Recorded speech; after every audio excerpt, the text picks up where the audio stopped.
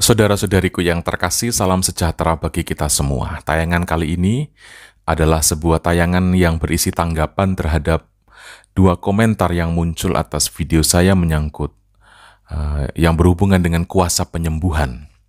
Saya ingin membacakan dua komentar tersebut yang ingin saya ulas dalam video kali ini. Komentar pertama bertanya seperti ini. Romo, apa salahnya bila memperkenalkan Yesus lewat kuasa penyembuhan?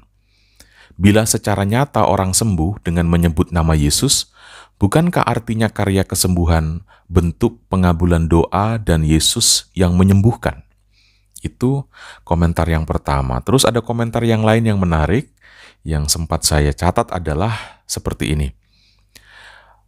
Mengapa para pastor Katolik tidak mudah percaya dengan kuasa-kuasa penyembuhan? Baik saudara-saudari, ulasan yang akan saya sampaikan berikut ini adalah ulasan yang singkat, tetapi saya harap disimak dengan seksama. Bahwa Yesus itu berkuasa menyembuhkan orang sakit, bahkan membangkitkan orang mati, itu benar adanya. Namun, arah beriman kita akan Yesus bukan sekedar untuk kepentingan-kepentingan demikian. Bukan sekedar supaya sembuh, supaya sehat, supaya aman, supaya nyaman, supaya kenyang, dan sejenis itu. Seorang pengikut Yesus adalah orang yang mempersembahkan hidup bagi kepentingan Yesus. Mempersembahkan hidup bagi misi Yesus. Itu artinya seluruh kenyataan dalam hidupnya dipersembahkannya untuk kepentingan-kepentingan dari Yesus Kristus.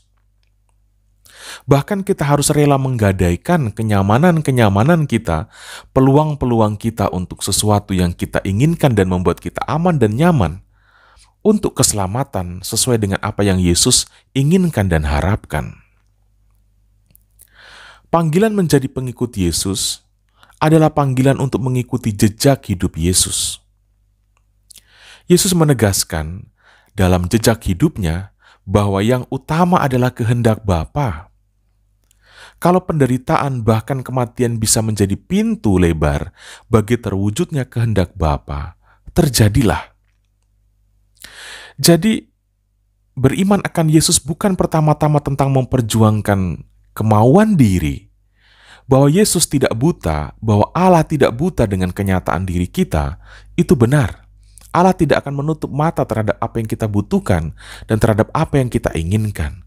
Tetapi kita mendekati Yesus bukan untuk menggolkan, bukan untuk memperjuangkan apa yang aku inginkan dan apa yang menjadi kepentingan-kepentingan dari hidup kita. Adalah salah kalau kita mengiming-imingi orang agar tetap menjadi pengikut Kristus atau agar mau menjadi pengikut Kristus dengan memberi sejumlah kemudahan, dengan mempertunjukkan keajaiban-keajaiban yang bisa dilakukan oleh Yesus. Mengapa saya katakan itu salah? Saudara-saudari, dengan begitu, orang akan gagal paham mengenai apa maksudnya menjadi pengikut Yesus Kristus.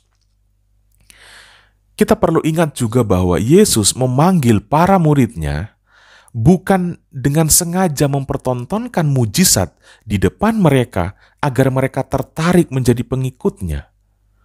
Kita perlu paham dan perlu melihat itu secara benar. Sekarang pertanyaannya begini, andai kata apa yang dilakukan sekarang oleh banyak penyembuh, oleh gereja-gereja, Katolik maupun non-Katolik, itu ternyata keliru, tetapi mengapa penyembuhan-penyembuhan itu tetap bisa terlaksana? Orang bisa sembuh, bahkan orang bisa memuliakan Yesus. Lalu orang bertanya, dari mana asal dari kuasa itu? Saudara-saudari, menjawab pertanyaan ini membutuhkan discernment yang kuat, membutuhkan pembedaan roh yang tajam. Saya mau katakan begini, arah gerak roh jahat itu sangat jelas agar orang salah mengenal Yesus dan akhirnya orang menolak Yesus.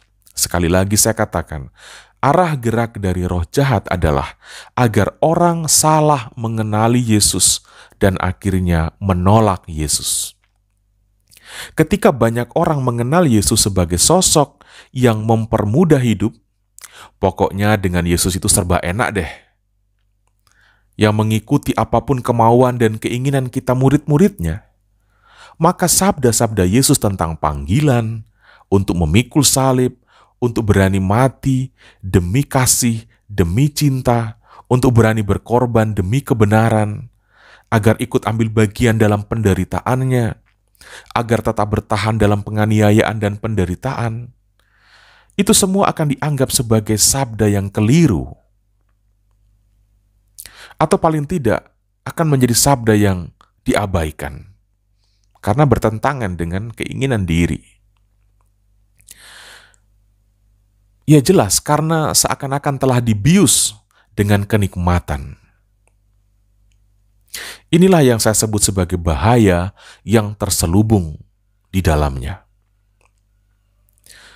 Roh jahat tidak selalu terlihat jahat. Dia akan menggerogoti pelan-pelan dengan kenyamanan, dengan kenikmatan, dengan pengalaman dimanja, dan lain-lain. Tetapi sesungguhnya pergerakannya itu mematikan. Saya tidak menuduh kuasa-kuasa penyembuhan itu berasal dari roh jahat. Tetapi saya mau katakan, penyembuh atau orang-orang yang diberi karunia penyembuhan yang tidak sungguh mengenal atau tidak mau berusaha mengenal dengan sungguh-sungguh arah gerak misi Yesus Kristus, mereka berpeluang besar diperdaya oleh roh jahat. Saya ulangi sekali lagi. Penyembuh atau orang-orang yang diberi karunia penyembuhan yang tidak mau berusaha dengan sungguh untuk mengenal arah gerak misi Yesus Kristus berpeluang besar diperdaya oleh roh jahat. Bukan untuk menjauhkan orang dari Yesus, tetapi untuk mendekatkan orang kepada Yesus yang imitasi. Inilah saudara-saudari, beberapa hal yang saya wartakan dalam beberapa video saya mengenai perlunya kita kritis terhadap kuasa-kuasa penyembuhan. Dan perlu juga orang yang memiliki kemampuan untuk itu merefleksikan diri dan pergerakannya supaya tidak membuat gereja menjadi semakin jauh dari cita-cita Yesus Kristus. Tuhan memberkati kita semua.